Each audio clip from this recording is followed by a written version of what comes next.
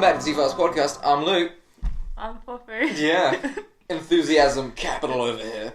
It's late. It's a Friday. It's 8:50 on a Friday. And we are definitely... Is that late?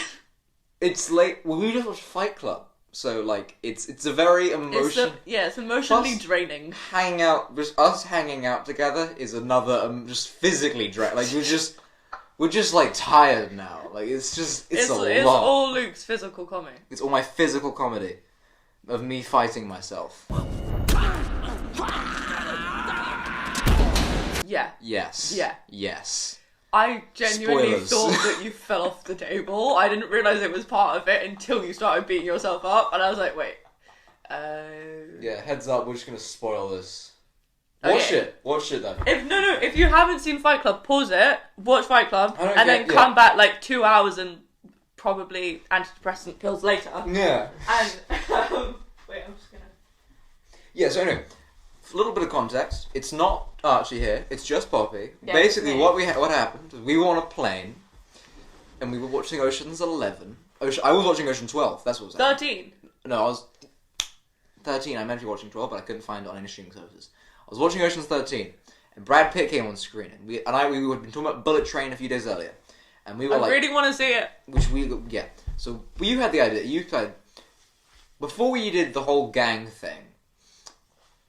You used to do the ones with just you and the other person, and you were like, "I want to have one of those, right?" Yeah. Yeah. I deserve it. You do deserve it. Thank you. I mean, yeah. So we have decided for Poppy specifically to create what shall be known as the Brad Pitt Poppy trilogy. Yes. And we shall create it as one of the greatest cinematic trilogies of all time. Exactly. Apart from Baz Luhrmann's Red Curtains, but it's fine. What's the Red Curtains trilogy? You don't know the Red Curtain trilogy. What is it? It's what? It's Romeo and Juliet, Strictly Ballroom, and Moulin Rouge. Huh. Uh-huh. He's a guy.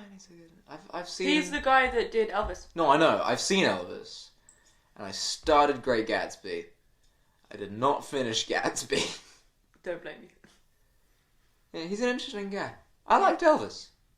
Yeah. You should watch his other three. I would say those are really good. You would? Yeah. Yeah. Anyway, yeah, so we decided we're going to do the Great Brad Pitt trilogy. I thought you were going to start doing that. No. My hands are above my head. You know, I do have a picture of you doing that in Leon. That's great. Yeah. It's a good thing. Yeah. Sorry. No, it's fine. Anyway, and to start this off this great Brad Pitt trilogy, and this again will not be necessarily the greatest performance of Brad Pitt's career, although this is definitely up there. Yeah. This will just be the ones that we really enjoy watching. I really enjoy. You specifically, but I'm gonna say I have a mutual enjoyment of these movies. Yeah. I also very much like this little old movie, The Fight Club. Would you say it's little? I think it's funny to view it that way, because this is the problem with me liking this movie is I'm a teenage guy. So, like, if I like it too much, it's really sad. It's a bit, like...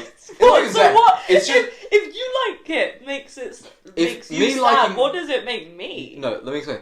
For guys to like this movie, the minor liking is like, okay, it's acceptable. Then it goes into sad, because it's like, oh, you think you're Tyler Durden. And then if they like it more, it gets scary. It's like, okay. Maybe you shouldn't be friends with me, because I watch this movie a lot. Any kind of emotional train wreck I go through, I watch this movie and I scream. I mean, I was joking that, like, this is the movie... Also, he does think he's Tyler Durden. I'm not Tyler Durden. At all, totally not Tyler Durden. Sorry, weren't we just talking about how you want to borrow my furry jacket so you can be more like Tyler Durden? Or did I completely make that up? Happen to look good in pink furry jackets. With my sunglasses. That is hell. I'm gonna be honest, yeah, fair. And he's gonna get a buzz cut. We were thinking, because I'm thinking of getting a buzz cut. I know no one can see me, but, imagine, full head of hair. Do they know what you look like? Not a clue. I'm not going to describe him. Yeah. Well, I've described it before. He's a short, fat blonde. No, well, we've described it before on the podcast. Have you seen the trailer for Knives Out 2? Your one or the official one? The official Knives Out 2 trailer. No, I have not. Well, Dave Bautista's in it, and I basically have the same physicality as Dave Bautista. Additionally, I am always naked and covered in tattoos. But a little more detail, I have a full head of hair. But I'm 15, and I'm fully naked and covered in tattoos, but I'm proportionally like a baby. Like, it's not like it's like if you got a baby, and they grew, but not normally. So, like, you know how babies, their arms can't touch the top of their head? So it's like that. Proportionally, I am a baby. What, your massive muscles get in the way? I'm 6'2", but, like, if you got a picture of a baby on your computer and just made it bigger, and that bigger and was up to the height tattoos. of 6'2", and excessive tattoos. So yeah, that's basically, but so I also have a Luke, full head of hair. why don't you describe these tattoos to your listeners? So one I think this would be very interesting. So one says I'm Tyler...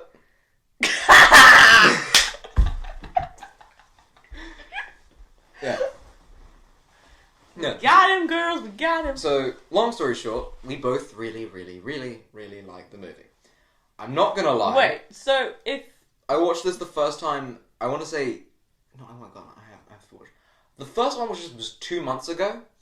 I have watched this actually, yeah, you told me. 4 times. No, this was the... Okay, that is sad. Yeah, it's not great. Yeah. And you listened to the audiobook. I listened to the audiobook for this. Mm-hmm. It was a good book. Okay, to be fair, those 4 times... He doesn't read, he listens. Actually, you don't even listen. I listen. I can quote that book verbatim. No, not the book. To people in general. Oh, that's true. No. Yeah. Okay, to be fair, out of those 4 times, once was just now. The other time I had to show Max.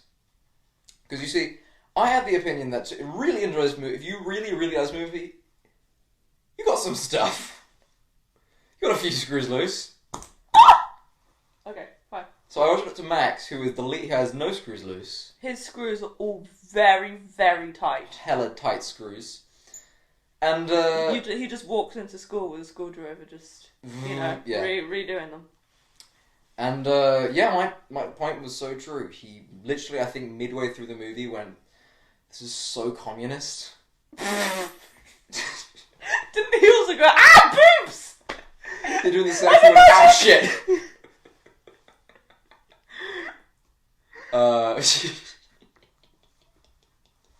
Luke just slowly covering his eyes, just like, ooh. Okay, Max, yeah.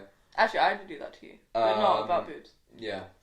Well, then, he was like, it's good, but I didn't love it. And I'm like, that makes sense. Do you know, I've just realised how weird podcasts are. Podcasts are very weird. It's people in a room. Yeah. Having a conversation. Yeah. But recording it. Yeah. And then talking to people that aren't there. This is radio. Occasionally. That's what radio is. Yeah. Try that hat on. I'm not trying that out. Yeah. No. It's very Tyler Durden. It's not. Don't. Don't. No. What else? I feel like I'm at the point where if I say anything is Tyler Durden, he will do it. No, that's what you think's gonna happen. I'm not trying that hat on because I've already done it and it doesn't fit me. So not because... Yeah. That is just because it doesn't fit you. It's a different reason. So. Yeah. Okay, yeah, so as you aforementionedly mentioned... Okay, moving on. I listened to the Audible version of this book. Oh yes, give us your... I honestly would recommend... Synopsis? I think you would... If you enjoy the movie, you would enjoy it. I will say... I don't know, I wonder if it would have been a different experience having read the book and then gone to see the movie, because to me they seem hand in hand. It's a very good adaptation of the book, but Wait, did the movie come first or the book? The book came first. What came first, the chicken or the egg? When I was 8, I decided that there's a god chicken. There's a god chicken? There's a god chicken. Yeah. Not like evolution from dinosaurs or anything. There is a god chicken. It's a god chicken. Yeah. Anyway. He lives in the sky, and he's God's pet. Good on him, man. Good on him. That was a strange child. I will say that the first chunk of it can be a little rough to get through because it feels like because a lot of like the narration of this they take from the book. So like this is the beginning a lot. Even like lines I recognized afterwards, like he says it on the book. He says once in the movie, I wanted to like burn all the French beaches I never see. I wanted to open the dump valves on oil tankers and smother all those French beaches I'd never see. Like putting a bullet between the eyes of every panda that wouldn't screw to save its species. Or I want to destroy something beautiful. I felt like destroying something beautiful. Or what else? There's a taste of like what when in the beginning, the first one in the movie, like I wanted the taste of like steel in your mouth, or whatever. When he's got the gun in his mouth and yeah. With a gun barrel between your teeth, you speak only in vowels. But it feels a little bit at the beginning like it's like the unabridged version of the narration of the movie where they just kept in all the small details they didn't cut out. So that can feel a little slow, but once Tyler Durden gets in, it starts moving at a better pace. It starts picking up in speed, and it gets really. I got more into it. It's slightly different ideologically, and it does have the ability to explain the concepts a little more. It's slightly different conceptually, I would say, because the movie focuses on more of the. What are you doing? Carry on. Okay. You're cracking your finger. Oh my god.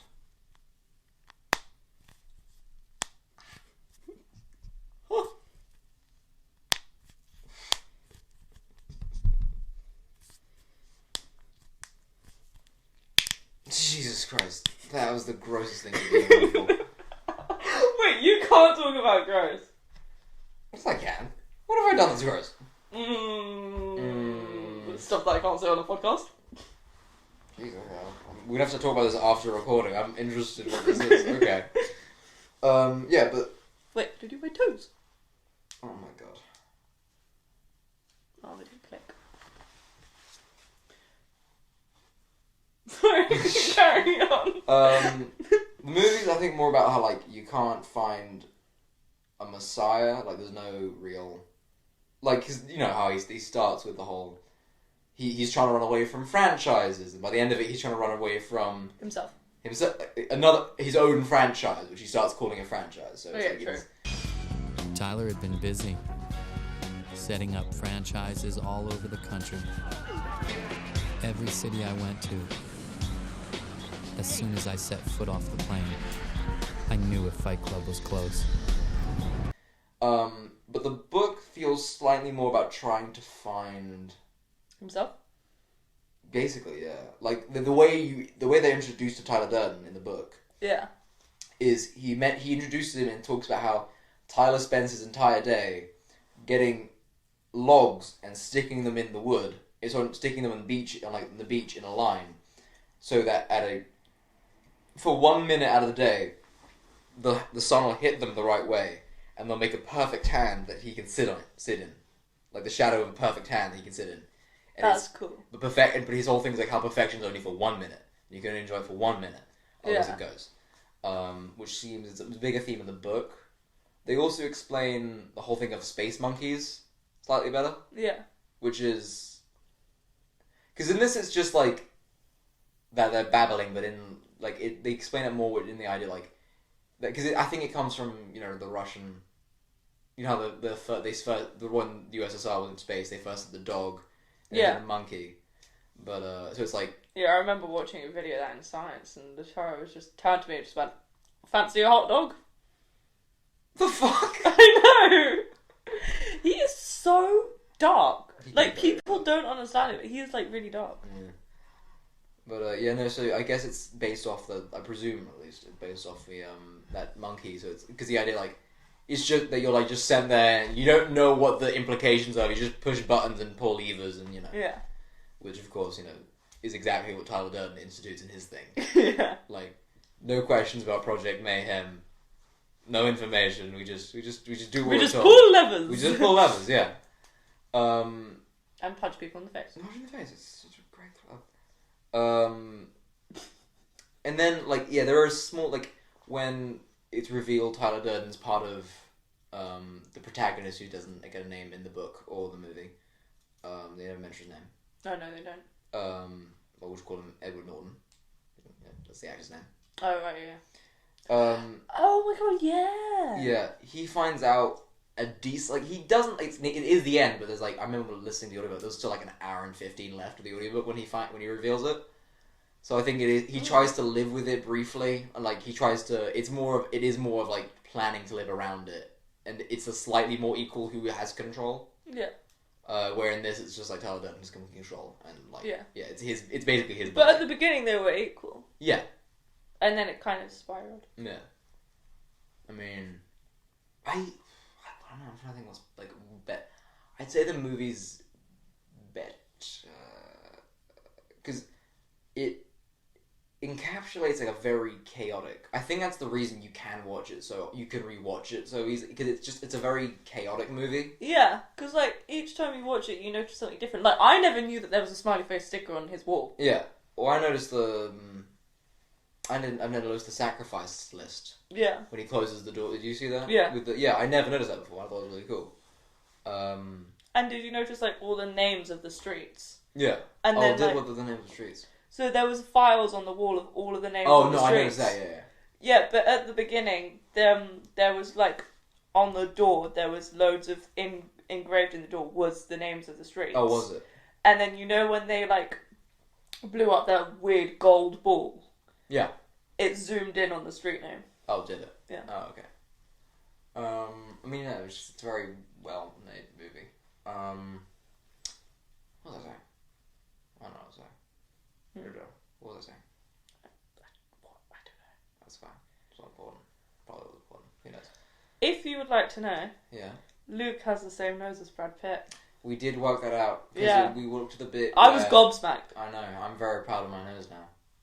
I've got a Brad Pitt You nose. hated your nose. I said I you wasn't had doing on my nose for a while, and then I said you had a really nice nose, a friend and of now mine- suddenly you No. love your nose.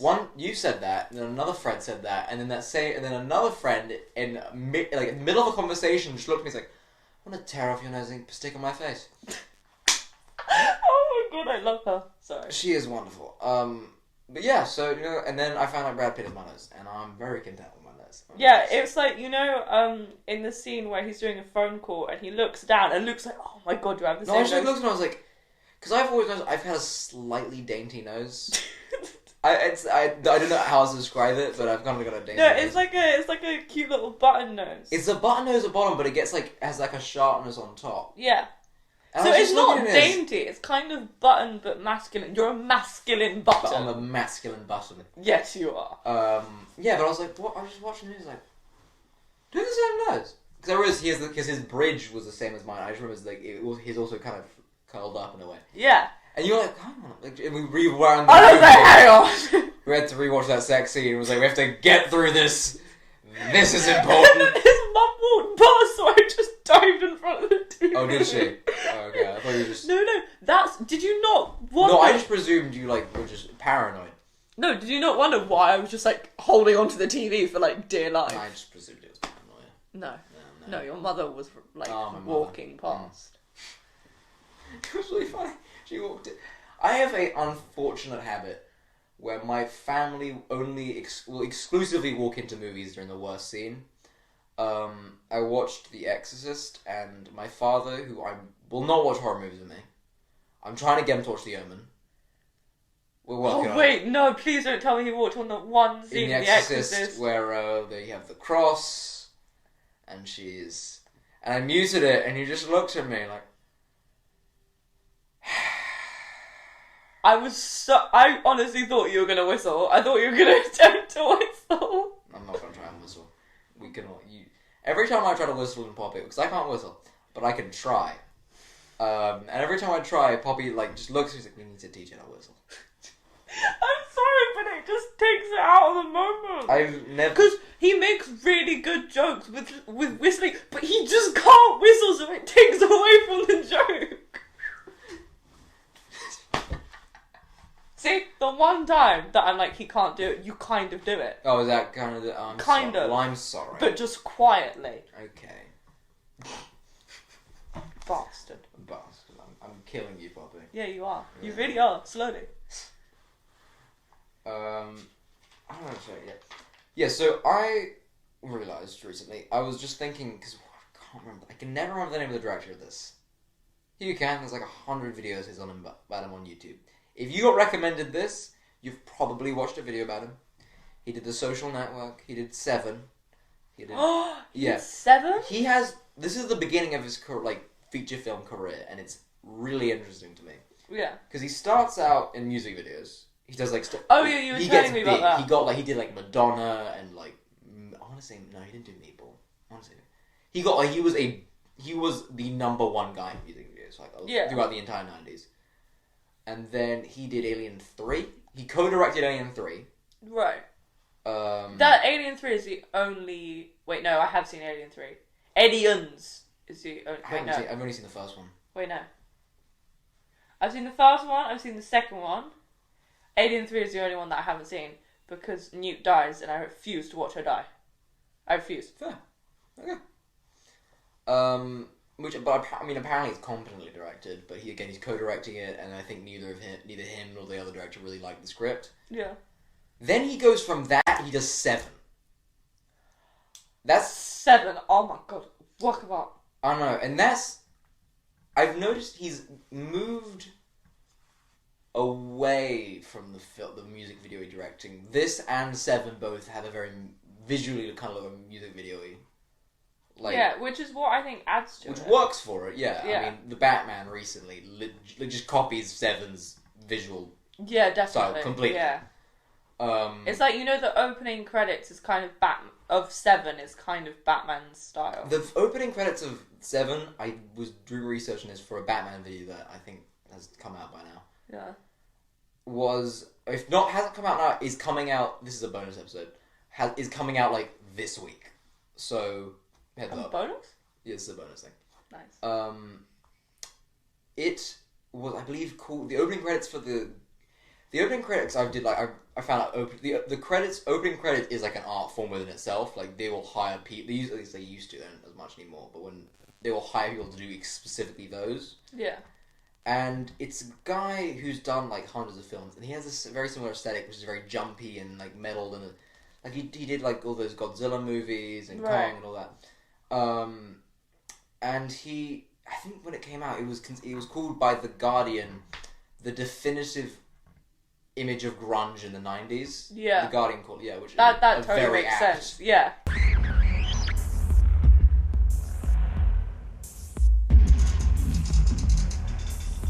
It's really, I remember like watching, like, this is just, like, it really gets a sense from it, like a very like killer. Yeah. Like, it really sets the tone. Yeah. So the idea to do Seven as your first like by yourself feature film. Yeah. Which is insane. Like, I don't know. I understand he was competent, but it's just wow. And then to stay with Brad Pitt and be like, I have a completely different role for you. Yeah. But honestly, I think Brad Pitt in Seven and Brad Pitt in Fight Club kind of resemble each other in a way. Brad Pitt in Seven is someone who would sign up for Fight Club. Very true, very true. But he is not, because he's playing like a bro in Seven. I think it's like Tyler Durden, but if he had screws. If he was a real person. If he was a real person, and if he had screws, you know, his screws were tight. If they're not like, he's like, if Tyler Durden had really good parents. Actually, no, Tyler Durden is supposed to have good parents because his dad, he has that conversation about how his dad was there for him. So I think he's supposed to have, like, I think that's kind of the joke where he can maybe mention he was a Boy Scout. Oh yeah. And then he has that thing where he's like talking about how his dad wanted him to go to college and then get married. My dad never went to college, so it's real important that I go. That sounds familiar. So I graduate. I call him up long distance. I said, Dad, now what? He says, get a job. Same here. Now I'm 25. Make my yearly call again. I say, Dad, now what? He says, I don't know. Get married. Remember that? Yeah. Yeah, so I think that's supposed to be part of the joke of it, that even though he's, in theory, had this, like, perfect child, like, he's, like, you know, not perfect, but, you know, like, the platonic nuclear family childhood, and Yeah. he still ended up super fucked up. Yeah. Yeah, he's still Tyler Durden. You know? Yeah. So, I don't know. He's like, I know he feels like if Tyler Durden had to live in the real world for a while and just cool the fuck out. Yeah. I think maybe it's him, but, like, it's Tyler Durden, but the life that his dad wanted for him. Because Yes! But I can't see him as him from Seven as a Boy Scout. Like in Boy Scouts. Hard to imagine you as a Boy Scout. But he's married. No, that makes complete sense. Exactly. Because he's also, they have that matter how he's married young and he married because he married his high school. Yes, that's what I'm saying. Yeah, no, that's a really good way of describing it. Yeah. See? Yeah. This is what you're having on here. Oh my god, I just wasn't there. So you know how they have that conversation? How he says he didn't want to get married because he felt like the men of the generation were a generation controlled by women. He mentions how he's like, we're a generation, like, controlled by not women. controlled, but like raised. He says raised by women. He said he didn't get married because he didn't feel like he needed another woman in his life to all that. We're a generation of men raised by women. I'm wondering if another woman is really the answer we need. Wow. Okay. At the ending of Seven, spoilers. Watch 7 too. Watch Seven too. You have to. Is him losing his wife. Oh, that was so sad. So, fan theory. It doesn't make any sense because of how this movie ends. But I think I know where you're going with he it. loses his wife. He goes off the rails because he lived in a society his entire life where he's raised by women and now he hasn't got a woman in his life. Do you know what I think? I think I know where you're going with this. You know how fucking Kevin Spacey, hate that shit, turns him into Wrath, Yes. and then he gets arrested Oh my God, in the cop car. I think he's arrested and he's driven away, but yeah. No. He was arrested. They put handcuffs on him and shit. Oh, did they put handcuffs? Yeah. I didn't say, okay, yeah. And they put in the car and they rolled away. I think he lost the law case or whatever, spent a bit of time in prison, got fucked up, came up with all these ideas. Yeah. You have Tyler Durden. Yeah. Because, I mean, yeah, it's like, I think... That's why he probably thinks he doesn't want another woman in his life because he doesn't want to lose him again. Yeah. And that's why he... Of course, this strategy doesn't make any sense. This is just for us. Yeah. And you know how... If you re-edit it into a... You could re-edit... I might do that. Also, did you notice how he acted around Helena? Vaguely. He doesn't. Remember, he has that whole thing of how he doesn't. Exactly. He's really... he's kind of jumpy around her and he literally keeps as far away from her Well, they have as that line. humanly possible. They have that line. It's in the book and the movie. Where everyone goes, I'm 6 years old again and passing messages between my mother and my father. Yeah. Yeah. See? Yeah. No, Yeah. I mean, yeah. I will say that there are some very funny parts in this movie. Like, very darkly comedic. Like, this is one of the more subtle ones, but when, like, Edward Norton walks in on Tyler Durden having sex, it doesn't add anything to the scene, but the fact that he's wearing, like, yellow dishwashing gloves makes it so much creepy. Like, not even creepy, just, like, nastier. What the fuck? Like, what the... And then she rolls off the bed and goes, ow!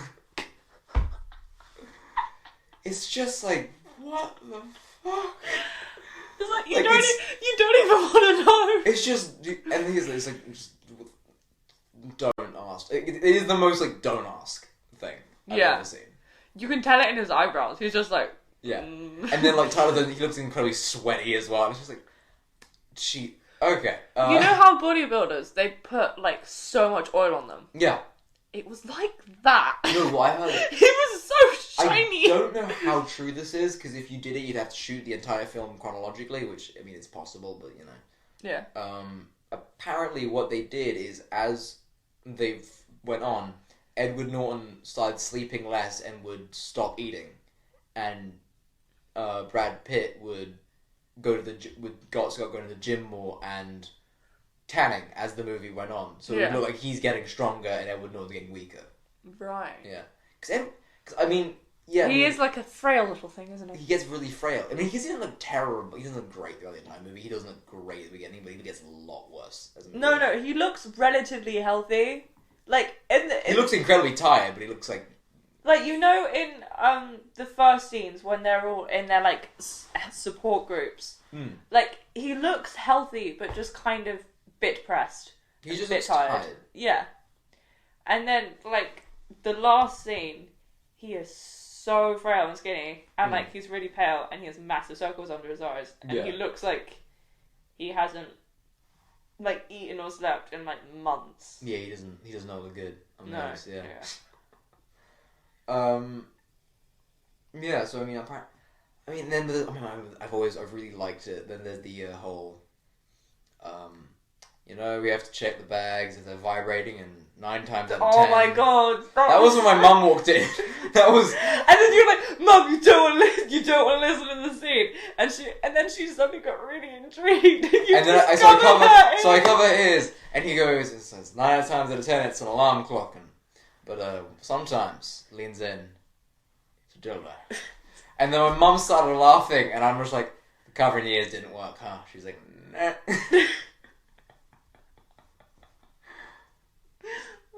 I don't know. I feel like if someone says on the TV, everyone notices. I don't think that's something she would have just wouldn't have noticed if I hadn't brought it up. I'm gonna be honest. We could just start having a really loud conversation about something, just like. Yeah, and then there's also. Did you see the news last week? I know, it's crazy. Yeah, what? Sorry, dildo, huh? I have neighbours. Sorry.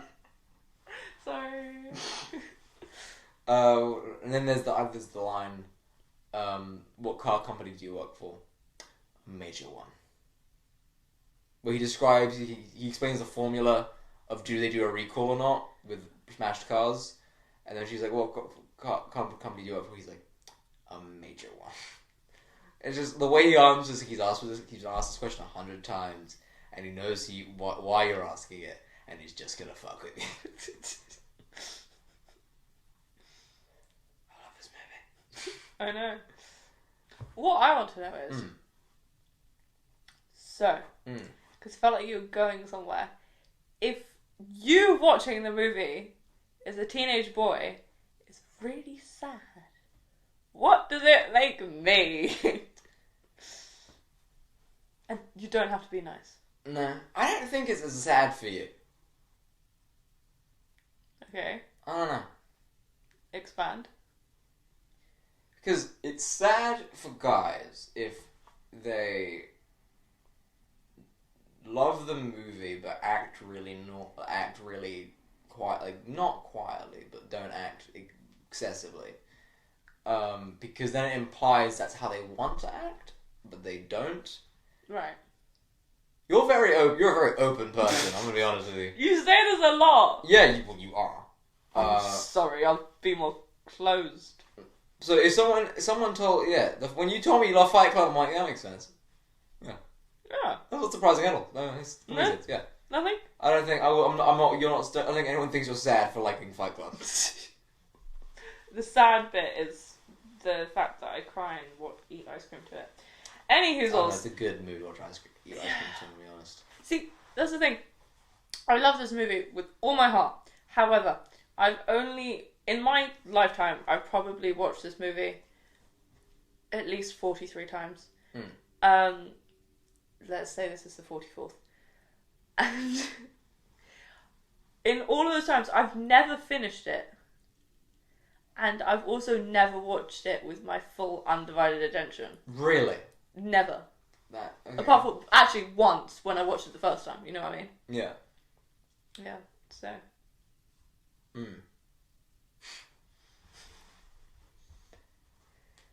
This would be a really good double feature with... Have you seen the movie Pain and Gain? No.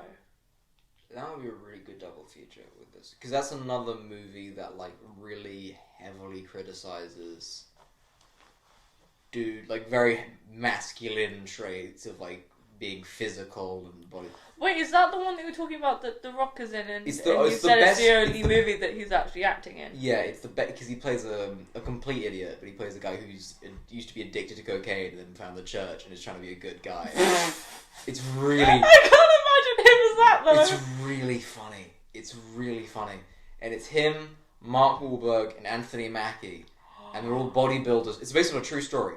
They're all bodybuilders from the 90s, and they try to kidnap this guy in Hawaii. It's either Hawaii or Miami. I'm sorry, but have you guys seen Marky Mark? Marky Mark. Oh. Okay, take it easy. Oh, that's a good back click. Sorry. Yeah. So many clicks just now. It's like I heard, 7. Like, you went back and it was like. Yeah. So that would be a good double feature with this because that's another very testosterone fueled movie. What? So this is directed by another guy who started out in music videos. So this is no longer the Poppy Brad Pitt trilogy. No, this is the testosterone pumped trilogy, and a girl happens to be there. This is the testosterone episode because the other two movies aren't as testosterone-y, which sounds like a pasta. Testosterone. I think it's just you. Testosterone. Hold on, testosterone. What accent is this? It sounds like Joe Pesci if he never left Italy, if he lived in Italy. I'm an Italian Joe Pesci. I think Joe Pesci is Italian. I'm not sure. It's not important. Anyway. Mark Wahlberg! Oh, I realised this recently. So this movie came out in 1999. Okay. Seven comes out in 1997. But this... Wait, question. Yes. In No Pain No Gain, does he go back to his 90s? If he is Pain a No body... Gain is a if 90s. he's playing a bodybuilder in the 90s, does that mean he goes back to his body Brad Pitt in the 90s? Brad Pitt isn't in Pain No, No Gain. no, not Brad Pitt. Marky Mark? Yeah. Yes. They're bodybuilders. He's shredded in the movies. Isn't it? But like Marky Mark shredded, because he's in the best shape. It's like him. It's like that in the movie The Fighter. That's it. Wait, have you seen Zac Efron in the gym? He's trying to get like really big for his new role, and his hair makes him look like Lord Farquaad. Yeah, he doesn't look good. I've seen it. What is he working for? I don't know. I was like, nobody said it because I don't think anybody knows. But if it's Shrek in real life and he's Mark... No, he looks like when Shrek becomes human in Shrek 2. Oh, yeah. Because he looks like he's bulking at the moment. So I but imagine... it's the hair! It's the hair! No, so I presume, like, I thought, like, is it a superhero? I hadn't heard any rumours about superhero things. You know. I'm sorry, but what has the world come to if Zac Efron, High School Musical, becomes a superhero? I 100% believe it. That would be the least surprising thing. Yeah. No, if he was like, he's gonna be in Tunnels 2, he's a side character, I'm like, yeah. Obviously. That wouldn't be, no, I would be not in any way surprised by that. Okay. Ooh. Black Panther Wakanda Forever comes out today. Does it? Yeah. That's for today we're recording, not today we're releasing. I guess now you know when we're recording this. No, you don't, because we didn't say the date. Actually, you did, didn't you? Yeah. You silly little thing. No, I didn't say the date. I said it's Friday. You said it's coming out the same day as Black Panther Wakanda Forever. Now they can just look up, when did Black Panther Wakanda Forever come out? I'm sorry. You gonna see that? You gonna see that? It won't be the same without Chadwick. I don't know. I'm not really interested. No? No. Did you not like Black Panther? It was fine. I mean, I don't really watch Marvel stuff anymore, but also I'm like, yeah. You're shouldn't have. He's a DC guy. Yeah, I'm a DC guy. But also, like, yeah, it's a bit... I'm kind of interested to see how they make Shuri the new Black Panther. Because you know his sister? Yeah, no, she's in I was kind of the opinion that it'd be kind of interesting to bring back Killmonger. Yeah. Like, What, you mean like Killmonger's good now or something? but like, yeah, because I was talking about this with a friend. Do it where you say, Killmonger survived the snap. They had to let him out for whatever reason, like diplomatic, whatever. But you do realise he died at the end of... Just say you don't see him die. Just be like, they saved him. They said that, you know how they said, we can The way save he you. died was very cute though. I would... You know what? It would be a little unsatisfying. I wouldn't be opposed to the idea of you stabbing me on a cliff in the sunset. I wouldn't. Oh, that's good to know. Yeah. I'm here for you, man. Thanks, bro. But like you could say he had like diplomatic whatever. He became a better guy in those 5 years, and then what was? Were you gonna say diplomatic immunity? Yeah, I mean he's an American citizen. He's an American Marine. Like You're true. You could probably you can go. Because he didn't break any laws. Well, he did actually. No, he did. He did. He did break many laws. Yeah, he's still an American citizen. I somehow have a feeling that the United States didn't have a deal with It's a okay. third world. You can break many laws as long as you're American. He's a Marine, like that. He's a Marine who's killed many people in the United States. The United States is going to help that guy out. Let's be realistic, guys. Come on. Yeah. So anyway, my logic is my plan is what I think would be a better version. I haven't seen Wakanda Forever, so maybe I'm talking out my mouth. Maybe it's a really good movie. But I don't know. I thought it'd be interesting if they bring back Killmonger and he's like it is him as a better person, but it's also him struggling with the reputation he has. Yeah. Yeah. I don't know. Yeah. I mean, I get Shuri. Because he was like a good... Yeah. Yeah. I don't know. My problem, I saw the early reviews. Not great. It had a 7. It has like an 87 on Rotten Tomatoes. But you know how if you look at it, it says critical reviews, and then it shows like the critical reviews and then like the top reviewers. Yeah. None of those were good. They're all big newspapers, and all the top reviewers were saying bad stuff, and all those slightly smaller ones. So I'm like, ew, no. So I'll check again because that changes a lot. But you know. Yeah. Yeah. I'm skeptical, at least. You know, that's what I'm saying. Yeah. All right. I did do some research before. Of course you did. I did. And Is that why you were so open to it suddenly? Because I mentioned it like once on the plane, kind of as a joke. And then when I saw you again, you were like, right, let's go. Hey, you said we're doing it. What, so that's a thing now? Okay. Anyway, so I wanted to... So the two things I looked at were... Actually, I'll link to it. And the Stories of Old has 2 very good videos addressing this, whose points I have completely stolen. They have a video on space monkeys and the video on what they call heroic masculine purpose, which I think is... It's an interesting concept. It's the idea that... primarily in fiction, but also guys in real life adopt this ideology, that the ideology is the ideology, not that it's uniquely men's, but you see a lot of fictional male characters, that they have to completely devote themselves to one purpose, everything, including their life, coming secondary. So, like, you know, characters like Batman, or Walter White, or James Bond, you know, all these characters who, like, they have one, like, James Bond's one goal is the safety of the world, and everything, including his life, comes secondary, you know, yeah. or like, you know, like Batman. Batman's the most obvious example of it, you know. He has one singular goal, and everything comes secondary. And it's kind of what, like, the Fight Club plays with this, which is, like, you know, the idea that, like, you need to devote yourself to a cause. You need to devote yourself to Tyler Durden. You need to devote yourself to this thing.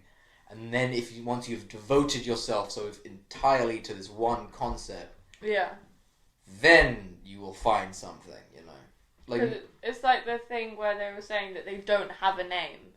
Yeah. And then he was freaking out, like, they do have names, they're people. Yeah. And then he was like, and then they turn them into their own. Yeah, so, like, you only have a name once you're dead.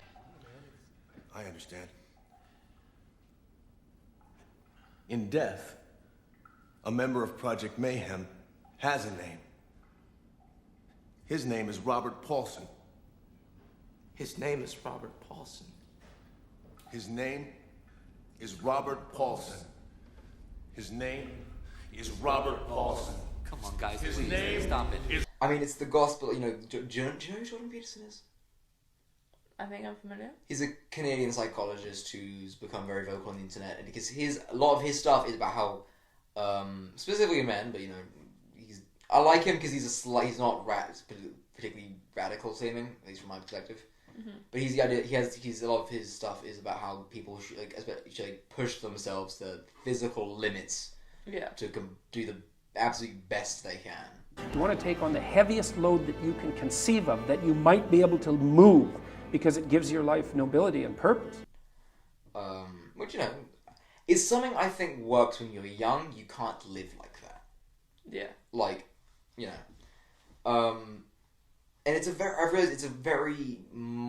relatively modern concept. Like, it's really started around around the time. This was like one of the very early versions of this, Fight Club, and then, you know, Casino Royale was like and then both The Dark Knight and Iron Man are both very good examples of this, because, you know, obviously, but then Iron Man is, even in that, it is him like completely uprooting his life. Like, doesn't have a social life anymore. That's it. He's working all day. He's building suit. Yeah. Which of course they did change in like the films, but at least in the first one is that there is nothing except this. There's no art opening. There is no benefit. There is nothing to sign. There is the next mission. And like movies like Death Wish from the 70s, which I expected to have some kind of idea about that, because that is a movie about a guy getting sick of all the crime in New York and just going on like hunting down criminals. Right, so yeah. Which I would expect to have a message like that, doesn't. So, you know, it's just so that's what he calls heroic masculine purpose, but he says isn't necessarily a bad thing.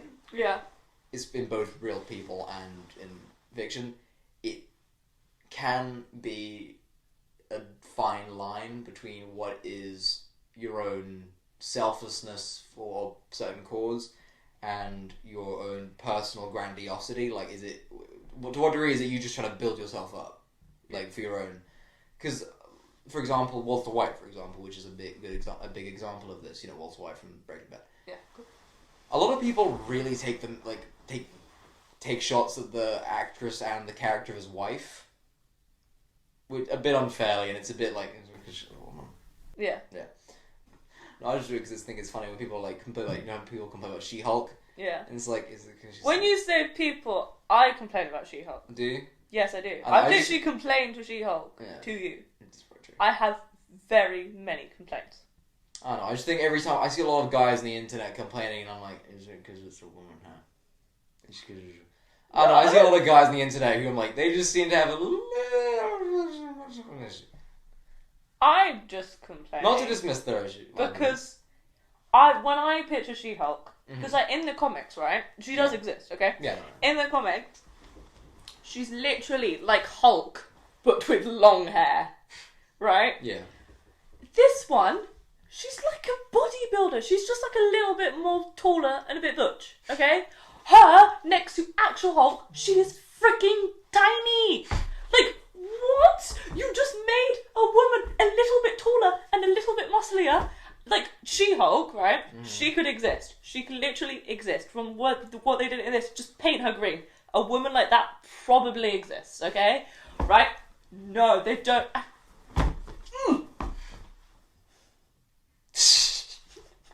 You have thoughts. Yeah. Yeah. Yeah, so these... But Did you get something out of your system? No, it's okay. I have more to say about it, but I don't want to turn this into, like, feminist She-Hulk. You have a kind of sick desperation in your laugh? Yeah, so, you know, they discuss how, like, people take shots at this because if you have this idea of heroic masculine purpose, you have to, it does entail ignoring the smaller details in life, you know, like a domesticity, like actually having a life. You can't have a, and there's not really much point, you know, you have to live. Yeah. You can't just, and then, but then people who become symbols of that, you start taking out on them and it's it's not a good cycle just to live with in general. And then the other point was the idea, just more of the points on how you can't get away from, just as humans, you can't get away from really being part of something. Yeah. Like, you know how the movie starts with the ending, right? Yeah. It's a flashback. It's like Romeo and Juliet in a way. Yeah. And, which is in a sense similar to how he starts basically where he ends. He starts feeling like trapped in a system, and then he ends the movie trapped, just in a different system that was supposed to be about getting away from the first system. And it's like the whole very guy thing of like looking for father figures, because first he mentions how his father, I think he mentions his father left. I don't know my dad. In the movie, in that bathtub conversation. Oh my god, yeah. And all I could think of is that conversation in the French Dispatch with Timothy Chalamet. I'm naked, Mrs. Clemens. I can see that.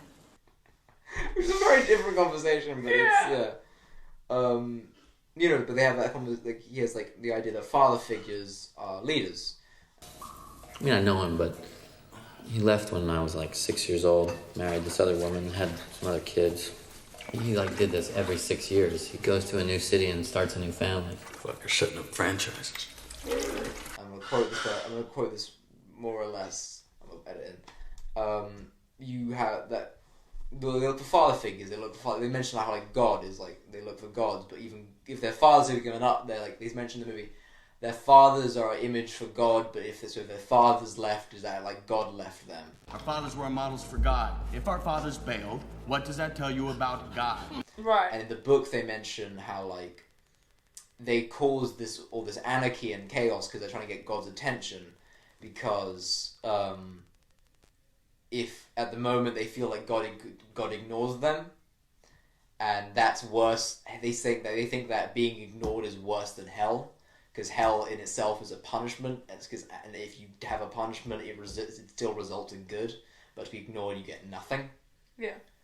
Maybe that's what the book Father John wasn't as reality.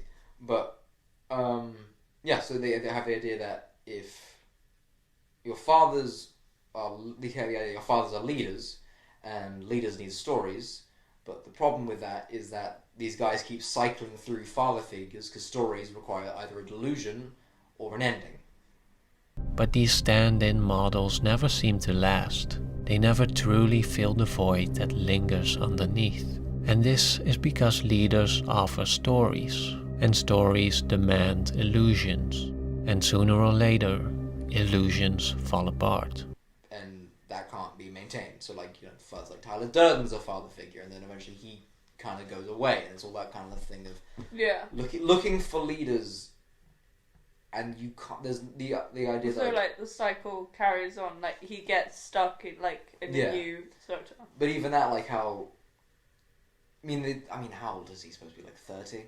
I think so. Yeah, he mentioned he's like, I'm a 30-year-old. He's like late 30s. It's like I'm a boy in a 30-year-old's body. Married. A 30-year-old boy. 30-year-old boys, he mentions, yeah. Yeah, like they don't feel like they've been able to grow up because they live in a world that's owned by franchise and all that. That's owned, and this is continued on to this day to a greater extent, that healthcare and whatnot has become just gotten so much better, but now people live so much longer, and now everything is owned by like the older generation. Yeah. You know, it's really hard, especially you are a little older than us, but probably it's going to get much better when we get older. Everything's all owned by people so much older than us, and everything's so expensive for us.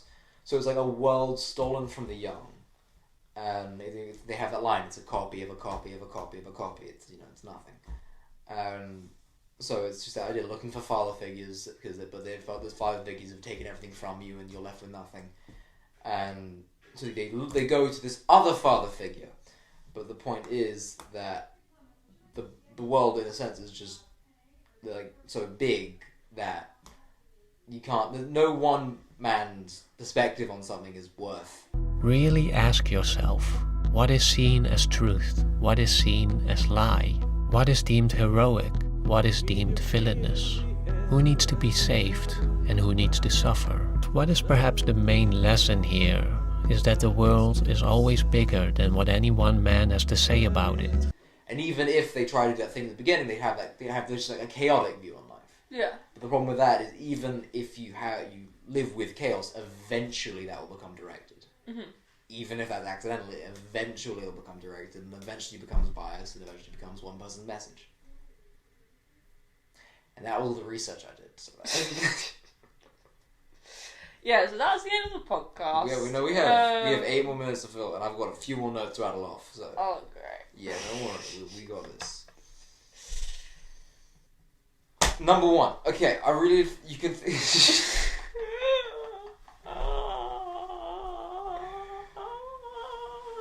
Oh. There we go. Okay, I'm down. Didn't you line up on the floor last time we did this? I did! You did.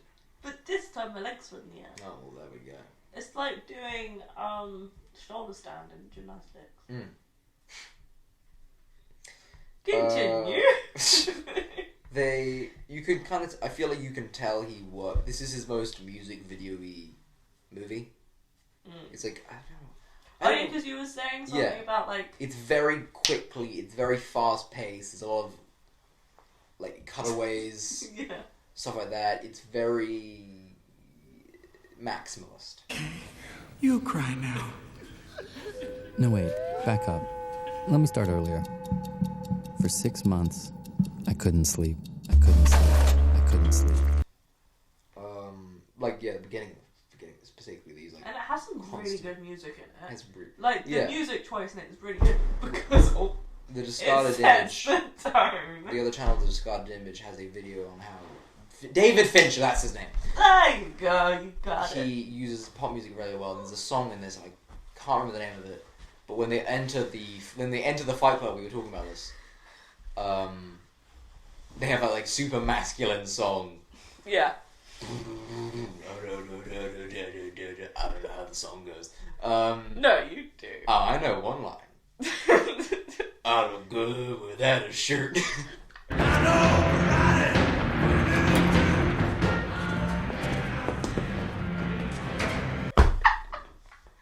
We'll edit it in, and you can see how exactly. No, it was like I've got blood on my chin. I got blood on my face, something like that. Yeah. I got I look scars. good without a shirt. Yeah. Yeah, I've got scars.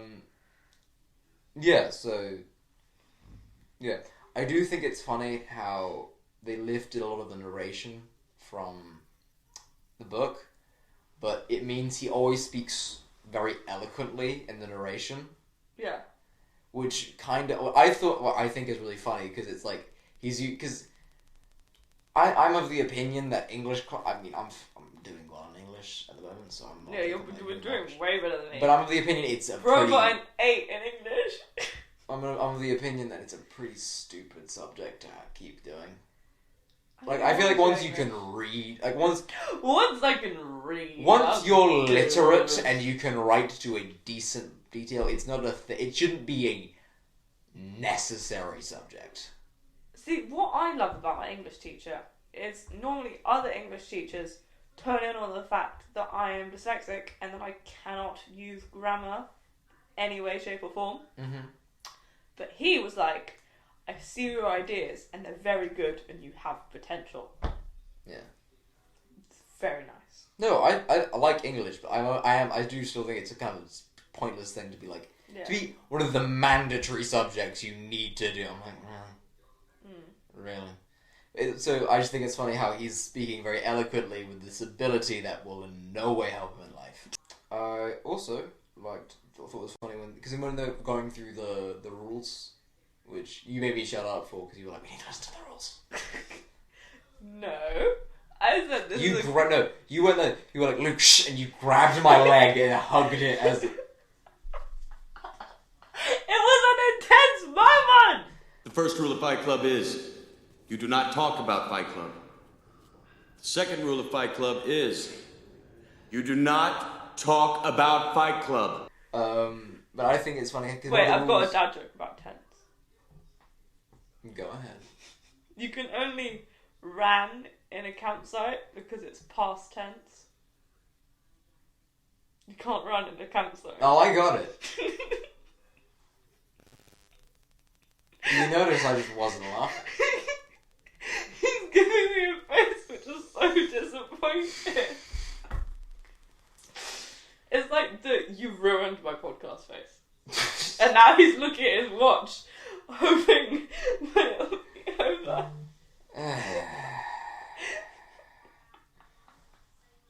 Anyway, one of the rules is no shoes, no shirt, which I just thought was funny because you know the rule: no shoes, no shirt, no service. Right. Yeah, so it's like them just fucking with people. I also just wanted to note down background phone call karate Brad Pitt. I love that one! I love it! Okay, every He's on single the time. phone with like what's his name, Helena Bonham Carter, and Brad Pitt's just hurry in the background. In the background. It's such a good choice. It's so good. It's such a good choice Because it shows his character so it well. really does. I vowed that at that moment, every single time I find Luke on a phone call, I will start doing karate in the background. It's gonna be amazing. I did do karate if anyone wanted to know. Really? I was green belt, I think. Or purple belt. Something like that. I was like 3 off being a black. Also, I doubt this movie. You know what the biggest movie of 1999 was? Was it Fight Club? It was not Fight Club. Okay, then I don't want to know. It was beaten by another movie about how horrible it is to be in a system, a capitalist system, where you're just a pawn and a copy of a copy of a copy. Another movie about this. You wanna know what it was? You guess it's a massive action movie. They had made a sequel to it recently. This is like a weird version of charades. Yep. Okay. Do you want me to actually guess? Do you want me to tell you or not? You can do what you want. I just thought, do you have like an idea of it or nothing? What, like Fight Club? It's a movie from 1999. It's got a sequel. It got another sequel recently. And it's about the monotony, the beginning at least, is about the monotony. The only thing I think of that has a sequel recently is Top Gun. Not the furthest off. Wait, seriously? No. I mean, sort of. It was The Matrix. The Matrix is the biggest movie in 1999. Of And course it was! Which is another movie about letting go and...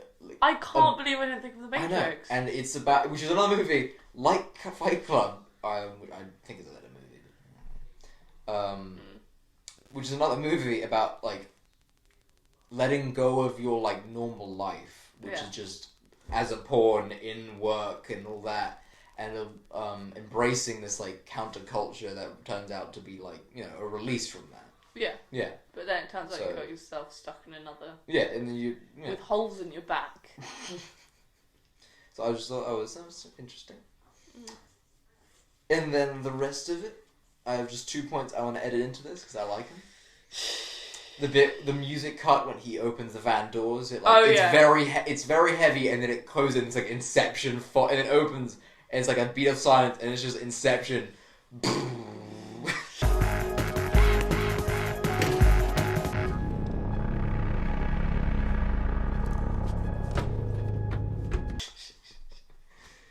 And then, what I thought was very funny, you're shooting next to pounds of nitroglycerin!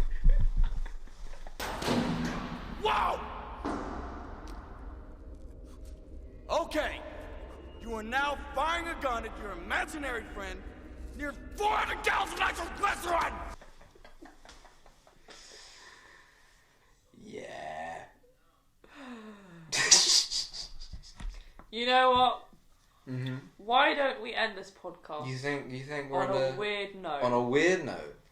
Yeah. On a weird note. Should we talk about their choice of making the last, like one of the final scenes, trouserless, running in slow motion in baggy pants? I ran until my muscles burned and my veins pumped battery acid. You know what I'm gonna say? I've never noticed that before. You've never noticed that? I'm gonna say I've just never looked down. I was always looking at his face.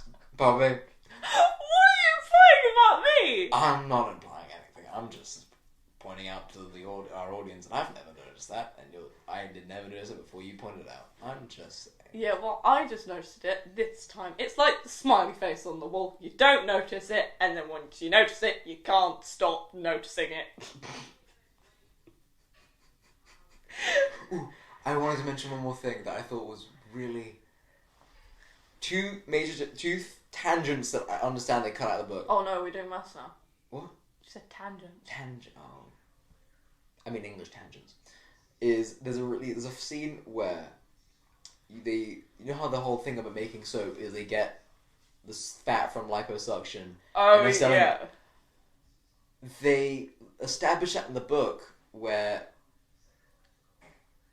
Helen Bonham Carter's character takes fat from her mother because she can't grow any of her own because she's waiting for herself to get old so she can inject it into her lips.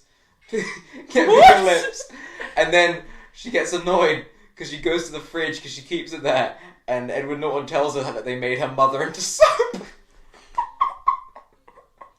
What? Okay, yours definitely beats my point. You should read that book. It's kind of a lot. I think also it's got a very different ending. Yeah. Yeah. It's got a... Yeah, I mean, someone pointed this out to me, and I always thought how the movie is how it has very contradictory messages. Like, there's the bit how we go... You know, they have that bit on the bus, and they're like, men working out. Oh, how vain. Like, they say self-improvement, masturbation. I felt sorry for guys packed into gyms, trying to look like how Calvin Klein or Tommy Hilfiger said they should. That what a man looks like? Self-improvement is masturbation. And then literally the next scene is a shot of Brad Pitt shirtless that I promise you motivated every single guy to go to the gym in 1999. Every guy who went to the gym in 1999 did it because they saw Brad Pitt in this movie. Yeah. Well, you were definitely one of them. Well, I'm not in 1999, so I'm going to the gym for other reasons. Uh-huh. That's his one excuse. Yeah. Alright, Are you finally finished? I think I'm finally finished. Okay. Yeah. Yeah. Yeah. Well, I don't make notes, so... You don't I don't have any. No. Don't give me that look, okay? Don't get sassy with your notebook. Alright. Well. Alright. Let's wrap this up. So, do you want to know what the next episode of the Part B trilogy will be? What Part 2 will be? Let them know. Should we let them know? Do you want to know? Is this a surprise? Should we do it on 3? Sure. Okay. I was very whispered, I don't know if you can hear it. 3, 2, 1, 7! That'll be the other one, because we also like that. And now we can talk about, like, the parallel universes. And yeah, we with can get further into that. Yeah. And we can talk about Kevin Spacey. It's Kevin Spacey. Yeah. Actually, you know Fun what? guy. We let Andrew take over one podcast. Yeah. We're not gonna let Kevin Spacey take over another. No. If only he wasn't a pedo, because that movie is absolute perfection. He's a very good actor. I know. It's annoying. It is annoying. That movie is perfection, apart from his pedo fucking ass. Yeah. Anyway. Yeah. So. Anyway, so this will be on the regular feed, on the normal podcast. I believe the last one was V for Vendetta. The next one will be a very, very child-friendly conversation about the Christmas classic, A Christmas Story, which I believe, as of this is release date, will be getting a sequel either this or next week. The actual movie. So, check that out. Spotify. All the things. YouTube. Wait. Podcasts out. Instead of dragging this on. Wait, no, I'm going to save it for next week. No. Okay. Cliffhanger. He does an incredible Morgan Freeman impression. And if you listen to the next part in the series, you'll get to hear this Morgan Freeman. You will. I promise. That I can promise. Because, Morgan Freeman is in the movie 7. Yeah. So, if he didn't... I kind of have to. If he didn't, it would be criminal. It would be criminal. Anyway. Yeah, that's it. You were rambling on about different apps. Oh, well, what's important things to know. Anyway, so this has been the T-Files podcast. Facebook, palm book, shoulder book, my space, your space, our space. This has been the T-Files podcast, part 1 of the Bobby Brad Pitt trilogy. I'm Luke. I'm Poppy. And trust me, everything's gonna be fine.